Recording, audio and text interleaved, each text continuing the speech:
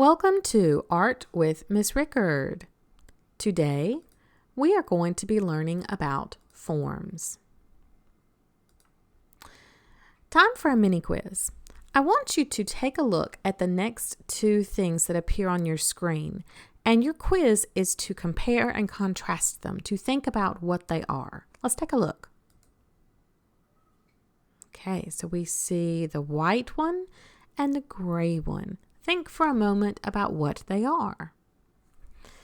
If we were to describe these two things, the first one would be a circle.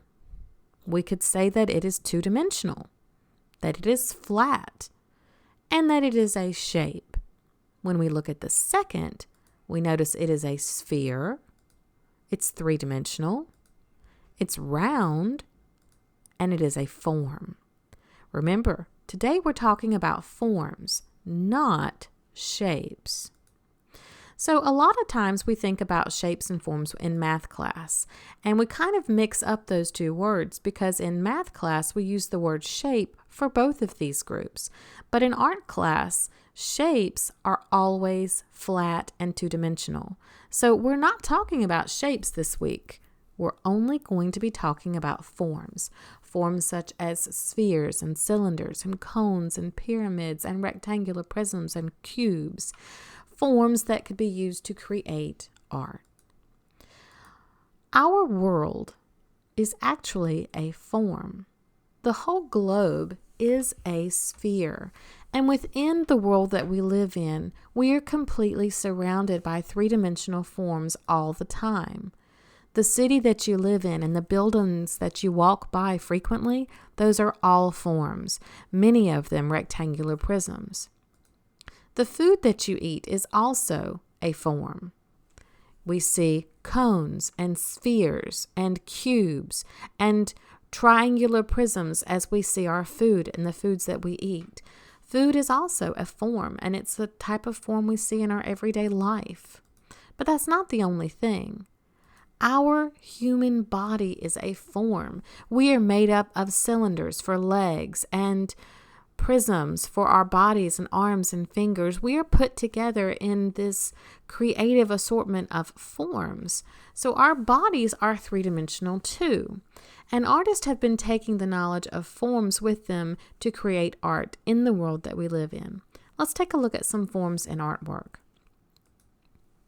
First off, let's take a look at architecture. Architecture truly means the design of a building or a bridge or a standing structure. These are not meant to just be pretty, although many times they are.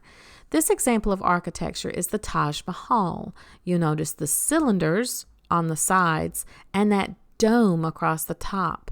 And the entire enclosure of the Taj Mahal has got a rectangular type base to it that we could call a rectangular prism.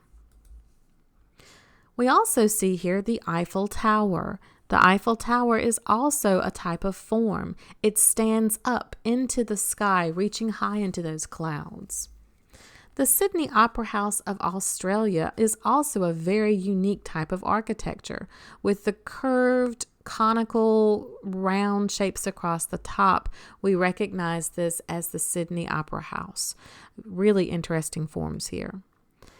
And the last type of architecture I'll explain today would be the Leaning Tower of Pisa, which, when put all together, is a cylinder form. Forms show up in artwork through architecture, but that's not the only way. Forms also show up as statues. I'm sure you're familiar with the Statue of Liberty, which takes the form of a human body. Here's the Thinker, which again takes the three-dimensional form of a man thinking. And we also have the Dancer, which is a statue of a young ballerina, and it takes the form of her body as she is in her dance costume. These are statues of people that are three-dimensional forms. But we can also find forms through sculpture. And many times sculpture can't exactly be named for what it is. For example, this is the sculpture of Louise Nevelson, where we can see she has layered different shapes on top of each other until they create a three-dimensional look with shadows and depth. We also see a very abstract sculpture by Alexander Calder standing between buildings in a city. This sculpture stands up into the air. It has height. You can walk under it. You can walk around it. That's what sculpture does. It is art that is 3D.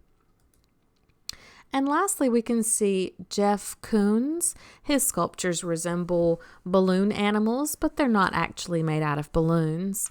His sculptures can be walked around. You can see them from the front and the back and the sides. And if you climbed a ladder, you could actually reach to the top of them. But the thing about sculpture is that it's not flat. Sculpture has height. Sculpture has depth. You can walk around it. Sculpture is 3D. Well, it's time to actually practice for today. We've got some do's and don'ts here for this project. I do want you to get creative with your materials. You can use whatever materials you have around your home. It could be pots and pans. It could be toys. It could be rocks that you find outside in the yard. The way you decide to sculpt your materials is completely up to you. Be creative with your materials. Do use your imagination or use the internet to give you some ideas.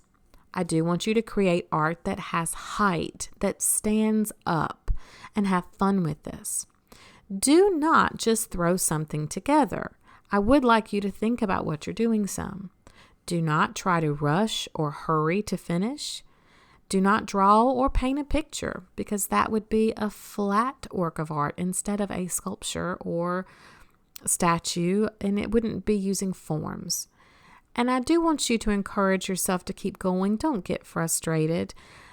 All art is part of practicing. And when you're making artwork with forms, there's a little bit of balancing that's happening, a little bit of creative thinking. So have some fun with it and see what you can come up with. Don't forget to photograph your sculpture or your forms.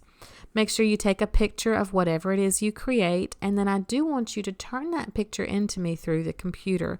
You can do this through your Canvas website. If you have questions, please let me know.